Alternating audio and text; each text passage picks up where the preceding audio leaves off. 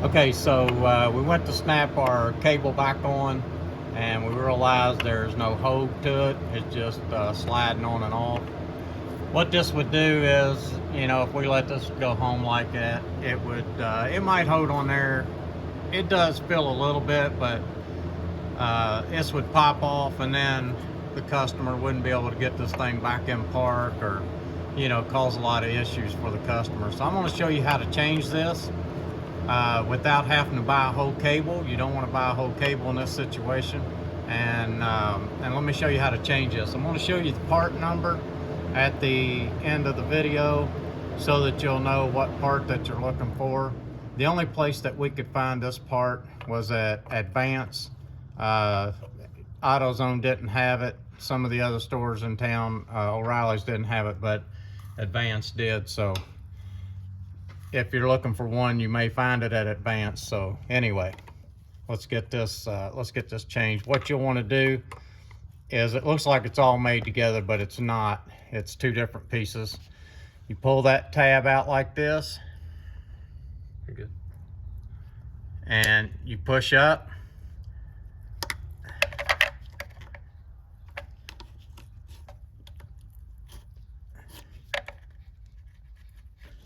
It's a little bit tough sometimes, but we're going to work with it here. I may have slid too far this way, so there we go. Lay the screwdriver down, and what you do is pull this up off of there, and kind of take note of how this looks when you take it off, because when you get the new part, you're going to be a little confused on how it's supposed to go back together. But anyway, you see it slide down on it like that, and then you just flip it over and pull the other part out. Now, like I said, I'm going to have the part number at the end of the video so that you will know what you're looking for when you go to the parts store. And let's slide this back in there. Slide your new one in like that. Now your adjustment, and that's what this is your adjustment.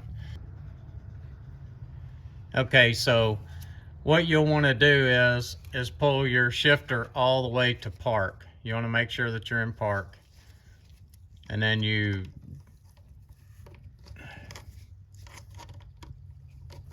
slide that. You hear it snap. You make sure that you're adjusted right to where it'll snap in. Then you go ahead and snap it, and then you snap it in, and you're ready to go. Other than once you get up in the truck and you pull it down into gear, you'll just want to make sure that you're going all the way to park.